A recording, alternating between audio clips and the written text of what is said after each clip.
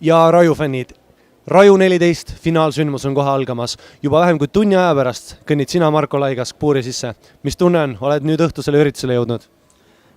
Tunnen jaa, ettevalmistus on hästi läinud ja ootan, millal jõuaks puuri minna. Te olete Martin Saarega isegi samal võistlusel osalenud, et kas olete teda kõrvalt vaadanud, oled seda videosid vaadanud, on sul mingisugune gameplan tema jaoks olemas? Martiniga tegelikult oli meil niimoodi, et ma pidin taga esimesel võistlusel kohe kokku minema finaalis, aga ta sai vigastada ja siis esi läinud. Ja nüüd on set käes.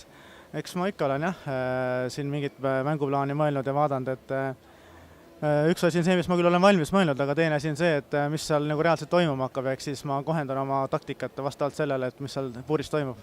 Et kõige suurem muutus, mis praegu tuleb välja arvatud see, et väga suurem publik on vaatavad sinu sooritust, on see, et nüüd on siis tegemist IMAF-i reeglitega, mis on siis väga sarnased juba UFC taseme reeglitega, et maas võib ka pähe lüüa, et ennem oled ainult C-klassis teinud matše.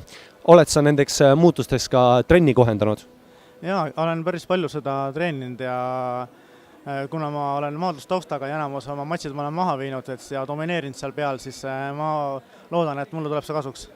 Marko Laigask, sul on 6 võitu, mitte ühtegi kaotust. Kas me näeme 7. võitu? Ma olen endast varima kindlasti, et see tuleks 7. Ma soovin sulle edu.